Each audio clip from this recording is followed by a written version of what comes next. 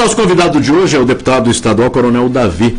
Deputado, bom dia, é um prazer tê-lo aqui no programa Tribuna Livre para falar um pouquinho de política. E eu já pergunto o seguinte, algumas pessoas estão te comparando aí com o Jair Bolsonaro, dizendo o Coronel Davi é o Jair Bolsonaro de Mato Grosso do Sul. Isso te incomoda? É um prazer tê-lo aqui no programa Tribuna Livre, viu? Bom dia, Marquinhos, bom dia, Carmen, bom dia, Sérgio, bom dia, Madureira. Bom dia a todos que estão nos ouvindo. Olha, Marquinhos, eu e o Jair Bolsonaro fazemos parte do mesmo partido, que é o Partido Social Cristão. Entrei nesse partido a convite da direção estadual e municipal, mas também atendendo um convite dele para que pudesse cerrar fileiras com as mesmas diretrizes, os mesmos pensamentos. E respondendo ao Sérgio, nós não temos esta intenção de intervenção militar, até porque nós temos que consolidar a democracia no Brasil.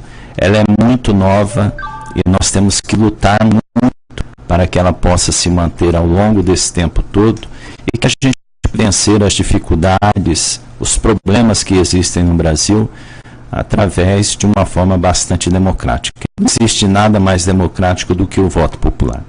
Bem, o senhor foi comandante da Polícia Militar do Estado de Mato Grosso do Sul.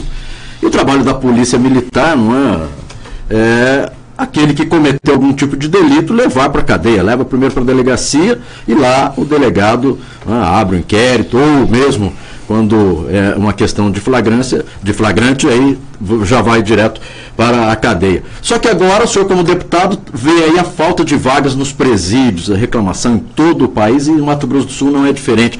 Como tentar resolver essa questão aqui no Mato Grosso do Sul, Coronel Davi, como deputado estadual? Bom, eu vim até aqui porque na quinta-feira o Sérgio concordou com algumas afirmações que fiz a respeito da necessidade do preso trabalhar, e ele também cobrou, não só da minha parte como parlamentar, mas também de outros, acharmos soluções a respeito de um problema tão grave como esse. E hoje eu me dispus a vir aqui para falar sobre isso também. Mas dizer, Marquinhos, que hoje nós temos mais de 600 mil presos no Brasil. Somos a quarta nação que mais encarcera. Mas, ao mesmo tempo, ao longo do tempo, o próprio governo federal, que tem o mandamento de gerir toda a política penitenciária no Brasil, ele deixou de fazer muita coisa. E repassou para os estados, a maioria, sem condições financeiras para fazer tais investimentos, e o que aconteceu foi isto que nós vivenciamos hoje. Um sistema superlotado, sem condições alguma de proporcionar a ressocialização, e temos que buscar alternativas. Nós temos que realmente fazer com que o governo federal olhe com carinho este problema, que use os recursos que estão disponíveis no Fundo Penitenciário Nacional. Tem bilhões de reais lá, mas que precisam ser utilizados em favor dos estados para mudar essa realidade que é bastante ruim e que acaba gerando um resultado altamente desastroso para a sociedade. Que quando a gente prende um bandido, leva para a cadeia, depois que ele é julgado e é condenado, o que se espera é que ele cumpra a pena, mas que volte depois do cumprimento dessa pena, ressocializado, a fim de que ele possa realmente se integrar novamente à sociedade. Mas a gente tem que deixar um pouco de ser hipócrita. Nós temos que exigir realmente que aquele que produz tanto mal e causa sofrimento a uma pessoa, ele possa realmente cumprir a totalidade da sua pena. Nós temos que parar com esse negócio de 1/3 da pena, 2/3, e a família? E a família da pessoa que perdeu um ente querido? Aí, até respondendo, Marquinhos, você me mandou uma pergunta de uma pessoa onde eu critiquei essa situação do goleiro Bruno. Não critiquei o fato dele voltar a trabalhar. Critiquei o fato de se criar uma aura de superstar para ele, de celebridade, que ele não tem. Ele é criminoso. E outra, e critico mesmo o fato dele ter cumprido apenas 7 anos de um crime que ainda está mal esclarecido, que não se achou o corpo da vítima, mas que necessariamente houve o homicídio. Numa falha da justiça, que inclusive foi liberado, né? E por que depois de 7 anos ele tem esse direito de vir conviver conosco novamente? Universalizando o problema. O senhor defende, por exemplo, a permanência total da pena. Condenado, vai para a cadeia. Mas nós temos no começo da sua resposta, você falou que nós temos uma dificuldade de espaço, né? Vaga nas cadeias. Nós temos o dobro dos presos que podemos abrigar. Como fazer isso? Construindo novas cadeias? É claro, Sérgio, né? Não se consegue resolver um problema desse sem se criar novas vagas.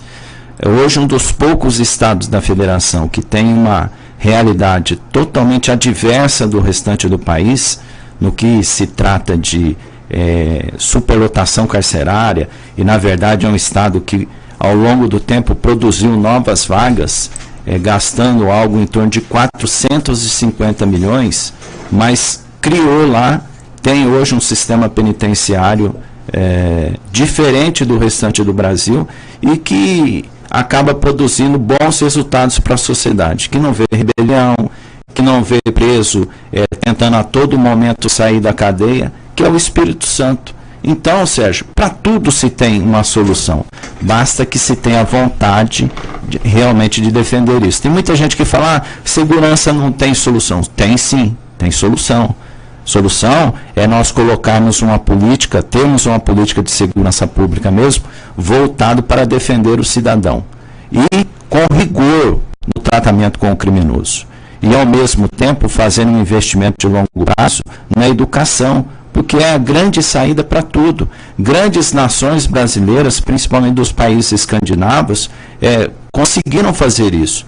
Investiram bastante em educação e o que nós temos hoje lá é uma das menores taxas de criminalidade que existe, e são justamente nesses países que realmente investiram em educação. Deixa eu fazer uma pergunta para o senhor, Coronel Davi. Viralizou na internet um vídeo de um pai que estava ensinando o filho a chapiscar uma parede com cimento. Um menino, acho que tinha 6, 7, 8 anos, enfim, um garotinho. E uma outra pessoa gravando, filmando, falando, daí, o nome do rapaz, do menino, né? Aprendendo desde cedo a trabalhar e tal, tá aí o pai ao lado, né? Também ali, desempenando aquela parede e tal. Enfim, uma cena que eu achei bastante interessante, ensinando o garoto. O pai foi preso. Esse homem foi preso porque ele estaria... fizeram uma denúncia de que ele estaria explorando o trabalho infantil. Ao mesmo tempo, a gente vê um goleiro Bruno sendo solto por uma falha no nosso sistema, porque ele estava aguardando ainda em prisão o julgamento em segunda instância, alguma coisa assim. Tem uma falha ali que ele poderia realmente ter sido, com ótimos advogados, foi solto e está trabalhando. Enquanto um pai de família que está ensinando o seu filho um ofício, ensinando a trabalhar, não estava explorando, ele estava ensinando o garoto. Que é a coisa mais gostosa, você sabe fazer o que seu pai faz, você aprender desde cedo, a ter dignidade, a saber que é só o trabalho que vai recompensar, sabe, que é por meio disso que você vai ser alguém na vida e não ter medo de encarar, sabe, uma tudo. Você vê um pai sendo preso.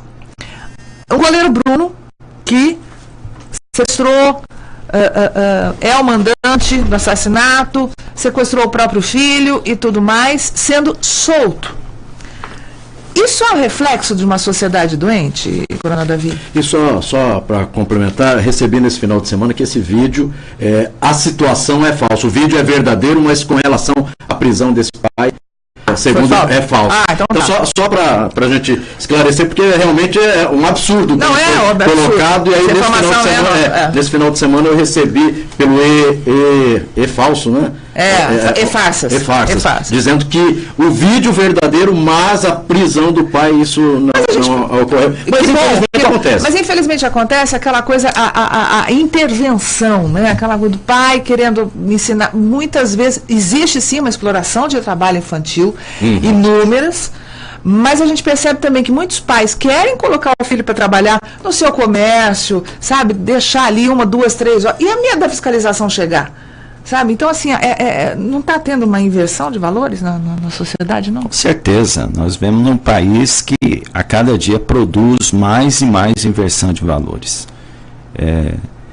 Acaba se criminalizando o funcionário ou aquele que tem, por exemplo, o policial, que tem o dever de defender a sociedade e às vezes tem que fazer uso dos meios de que tem disponíveis para rechaçar uma agressão injusta, e depois ainda é condenado pela própria sociedade ao fazer um gesto de salvar vidas, de defender a sociedade. E ao mesmo tempo a gente cria uma aura de celebridade para criminoso. Então realmente nós vivemos uma inversão de valores.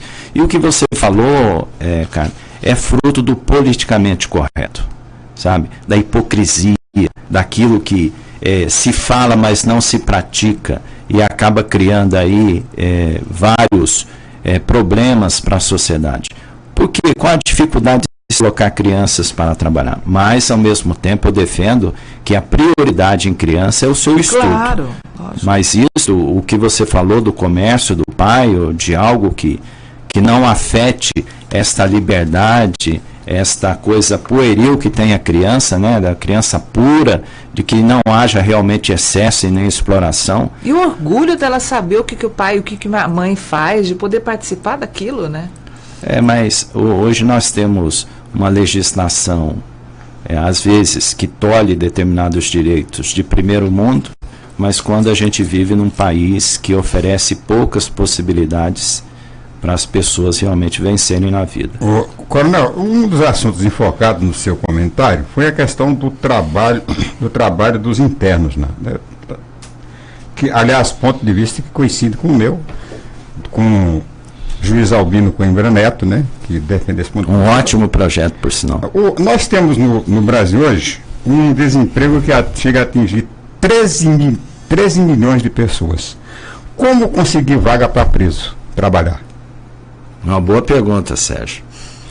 Sérgio, só me permita, até para explicar por que eu cheguei naquela conclusão do meu comentário, e que eu tive muita felicidade de tê-lo como concordante do que eu falei. É importante a gente fazer até uma análise didática a respeito disso. A lei de execução penal, que é a lei 7.210, ela é de 1984. E ela diz que o preso tem o direito a trabalhar até como dever social, como uma condição de dignidade humana, e ela preenche uma finalidade de ser educativa e produtiva. Mas, ao mesmo tempo, e como não poderia deixar de ser, né, alguns juristas, alguns estudiosos acabam criando algumas interrogações e que acabam, Sérgio, atrapalhando aquilo que a lei queria que se acontecesse, que era o preso realmente trabalhar. O que levou a esse tipo de interpretação de alguns estudiosos é o que fala na nossa Constituição Federal, que é de 1988, e que fala que o trabalho, o preso pode trabalhar, mas naquele artigo 5º, no inciso 47, fala que não pode haver pena através de trabalhos forçados. Foi o suficiente para que surgissem vários juristas dizendo que o que estava escrito na lei de execução penal no que se tratava de trabalho obrigatório era algo inconstitucional, porque batia de frente com o que determinava a Constituição Federal. Eu já penso diferente. Até porque a gente estuda, a gente lê bastante, até para não falar besteira.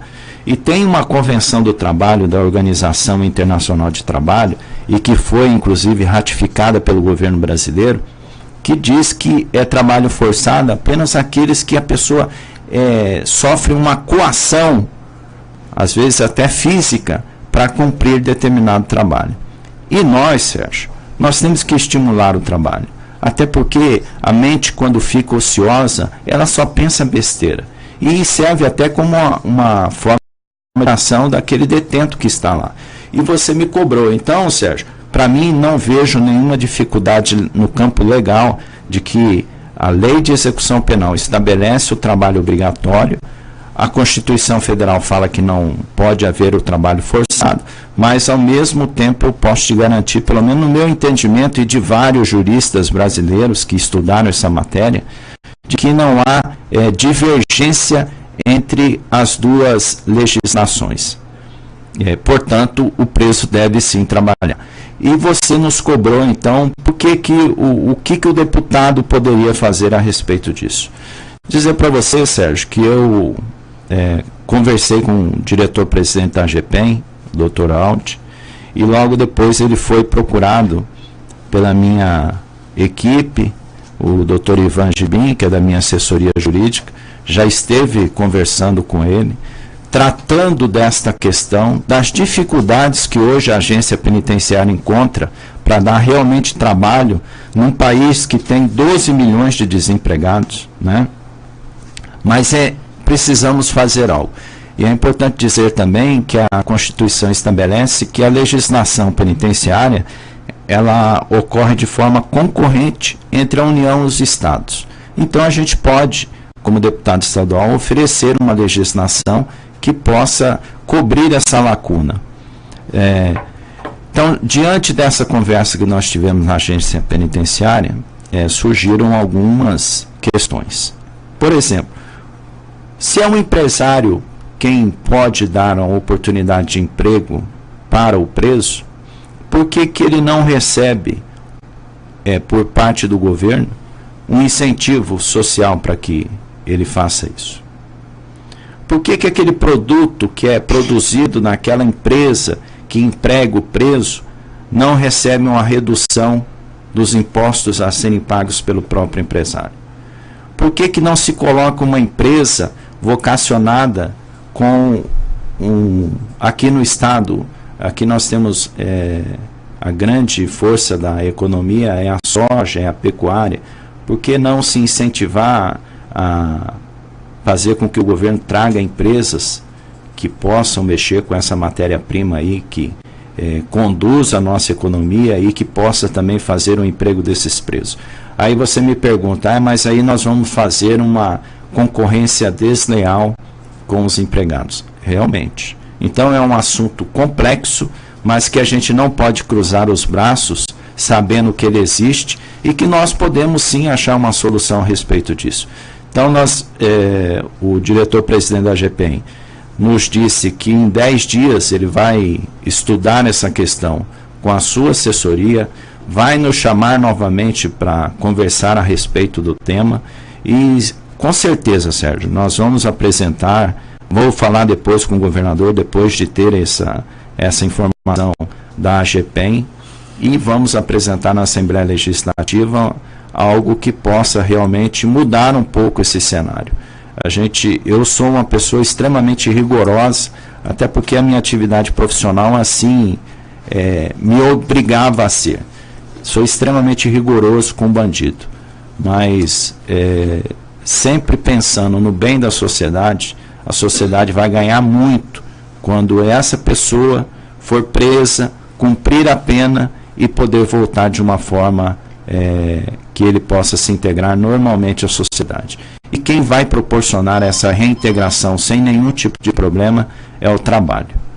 São 8 horas mais 5 minutos em Campo Grande, a capital do Mato Grosso do Sul. Nós estamos conversando com o deputado estadual Coronel Davi. Eu quero dar um recadinho para você, viu, meu amigo, minha amiga? Você sabia que o despachante ele é um profissional que está sempre pronto a lhe atender quando você precisa fazer o emplacamento, alienação, desalienação, remarcação de chassi, renovação de CNH, transferência ou regularizar a documentação do seu veículo? Contrate um despachante e tenha comodidade na hora de resolver as questões burocráticas do seu carro, moto ou caminhão. O seu tempo, ele é precioso e o despachante é o profissional que vai lhe auxiliar em todas essas questões. Além do mais, com ele, você pode parcelar a documentação do seu veículo em até 12 vezes. Esqueceu de fazer o licenciamento? Está com o seu veículo retido? Então, procure um despachante que ele vai até você para te auxiliar com tranquilidade e agilidade. No despachante, meu amigo, minha amiga, você pode confiar. Com ele, o documento está na mão.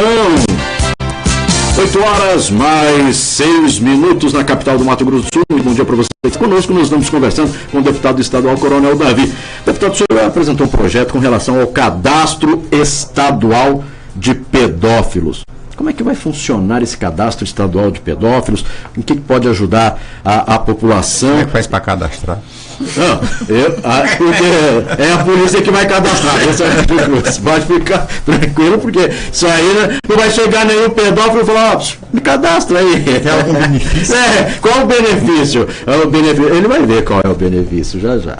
Mas antes, Marquinhos, deixa eu mandar um abraço aqui para o Elias, que é motorista da van, lá do município de Caratucol, que está chegando aqui na capital, trazendo alguns passageiros. Então, um abraço aí, Elias, um abraço a todos os seus passageiros. Realmente, Marquinhos, nessa semana a gente apresentou esse projeto de lei que cria o cadastro estadual de pedófilos. Esses pedófilos estarão incluídos nesse cadastro depois de terem suas sentenças transitadas em julgado naqueles crimes de conotação sexual que atinjam crianças e adolescentes, inclusive aqueles já estabelecidos no Estatuto da Criança e do Adolescente. Será um cadastro, pelo nosso projeto, coordenado pela Secretaria de Justiça e Segurança Pública do Estado, onde o cidadão poderá, acessando o site eletrônico da Sejusp, entrar nesse cadastro estadual e saber quais são os pedófilos que tem aqui em Campo Grande, que tem aqui no estado, até para ele se autoprevenir, não só a sua família, mas principalmente seus filhos, as crianças e adolescentes que poderiam sofrer qualquer tipo de abuso por parte desses doentes.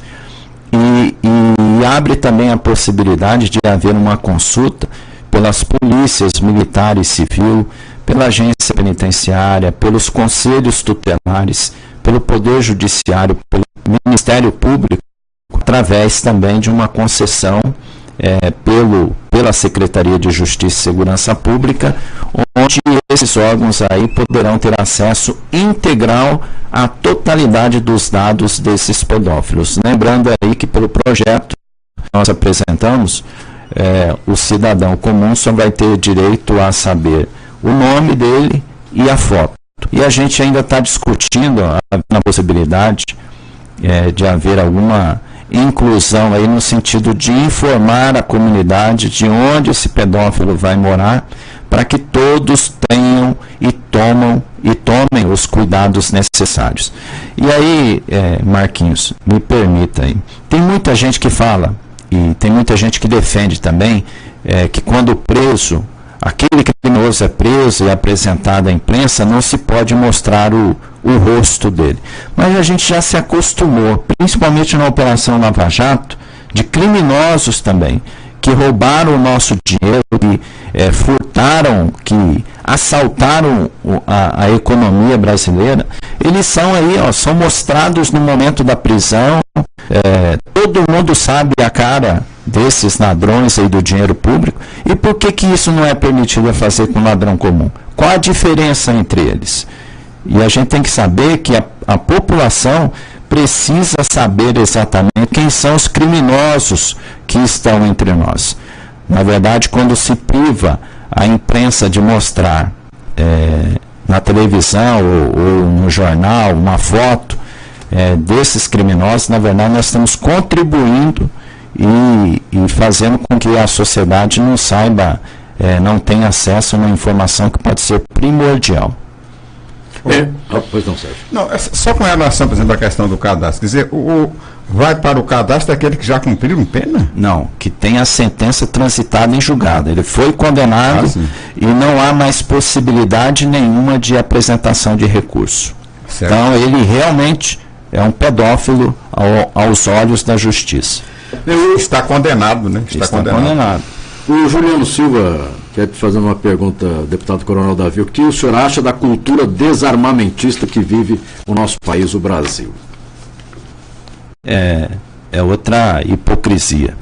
Aqui foi feito o Estatuto de Desarmamento, mas o que se percebeu é que só se tiraram as armas dos cidadãos de bem, até estimular o cidadão de bem a fazer a sua entrega entrega sua arma na Polícia Federal e tem direito a um ressarcimento pecuniário de pequena monta naquela época.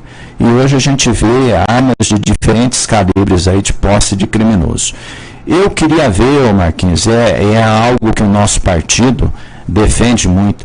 As pessoas falam assim, se liberar o revólver, a arma de fogo para o cidadão, nós vamos ter um aumento de crime. Agora imagine uma briga doméstica. Algum deles, o marido ou a mulher pega a faca para esfaquear? Às vezes sim, mas isso não é uma questão de regra. Isso aí acaba constituindo uma exceção. E quem disse que tendo arma em casa a pessoa fazer uso dela para matar alguém? Então, são questões que devem ser analisadas. Agora, ao mesmo tempo que eu sou contra essa questão do desarmamento, eu entendo também, até porque sou profissional da área, aquela pessoa que quiser ter acesso a uma arma tem que realmente passar por uma série de recomendações que devem ser estabelecidas em lei, cursos, análise psicológica, para que depois sim ele possa ter a sua arma. Bom dia, capitão. O lugar de criança é na escola, não é chapiscando parede ou qualquer atividade análoga ao trabalho. Muito se fala do Bruno. O sistema penal é falho e do mesmo jeito que o cidadão tem direitos e obrigações, um preso também tem. Infelizmente é assim que funciona hoje. Progressão de regime é direito do preso, independente do crime que cometeu e do clamor social. Tem razão o nosso ouvinte, ou a nossa ouvinte, porque não colocou o nome, mas também precisa se discutir algumas mudanças. Não, eu acho isso lindo. Acho isso lindo. Uhum. Agora vai perguntar para a família de um marginal que perdeu um ente querido. Vê lá se ele vai entender esse discurso aí bonito, politicamente correto, de defender leis e mais leis e sempre que beneficiam o criminoso. Eu estou fora disso, Marquinhos. Eu penso de uma outra forma. Bom, e para encerrarmos esse nosso bate-papo, reforma da Previdência. Hoje se discute na Câmara dos Deputados e também começa a se discutir também aqui no Estado. Como é que está essa situação, Coronel Davi, com relação à reforma da Previdência? O que é que o senhor pensa a respeito? Marquinhos, eu vejo que há uma necessidade de nós buscarmos o equilíbrio do sistema previdenciário. Acho que todos pensam da mesma forma. Agora, não se matando uma classe de trabalhadores e de servidores públicos. Até porque a gente sabe que o governo federal foi omisso, foi covarde ao não apresentar para a sociedade brasileira números reais que pudessem atestar realmente que a nossa Previdência tem um rombo enorme na Previdência e que precisa realmente passar por uma reforma.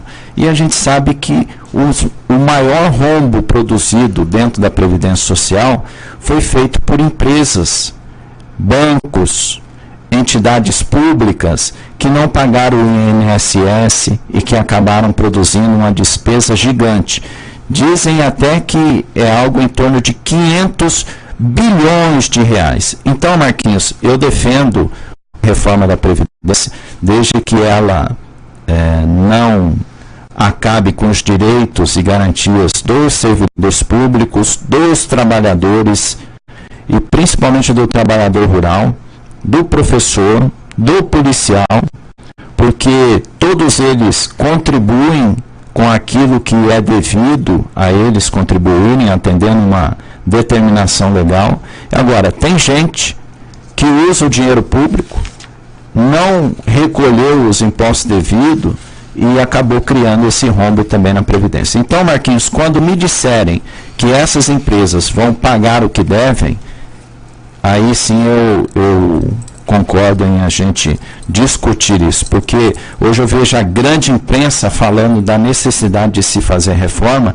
mas elas não falam uma linha desses maus pagadores aí que acaba trazendo nesse momento aí um prejuízo muito grande para os trabalhadores e também para os servidores públicos. Aqui nós falamos. Nós demos nome aos bois aqui, falando da Caixa Econômica Federal, JBS. Exatamente. Né, governos, a JBS encabeça, inclusive, a questão das empresas, a lista, né, das empresas devedoras, bilhões, 1 bilhão e 800 milhões de reais, se não me engano. A Caixa Econômica Federal, Bradesco, Itaú, bancos que tiveram lucros absurdos, né, ano passado, em 2016, com balanço fiscal, que demonstra isso, governos de Estado, enfim, são empresas e são instituições que sim têm de onde tirar para pagar esse débito, né, e não pagam por quê? Vai um pequeno empresário ficar devendo, vai alguém aí ficar devendo para o governo federal, a qualquer taxa, qualquer imposto, fecha, sabe? Simplesmente é perseguido e é sufocado. Então fazendo alusão novamente àquele áudio, né? Por que as pessoas, o mundo inteiro sonha em viver o sonho americano, né? Em morar nos Estados Unidos? Porque lá tem liberdade com responsabilidade. Lá você é cobrado o tempo inteiro. E tem falhas, lógico que tem inúmeras, mas perto da gente aqui e de outros tantos países, é realmente, entre aspas, o paraíso. Porque lá as coisas funcionam muito melhor do que aqui. Né? Eu, inclusive, da Previdência é gritante. Né? Desculpa aí, Carmen. Imagine. Mas eu, inclusive, vou iniciar nos próximos dias, junto com os comandos da Polícia Militar e do Corpo de Bombeiros, até porque eu sou militar estadual, uma campanha de conscientização na defesa dos direitos e garantias dos militares estaduais, de que somos realmente diferentes, nos cobram muito, é uma categoria que inclusive dá a vida para defender a sociedade. A gente viu o que aconteceu com a greve, né? Exatamente. A paralisação, né?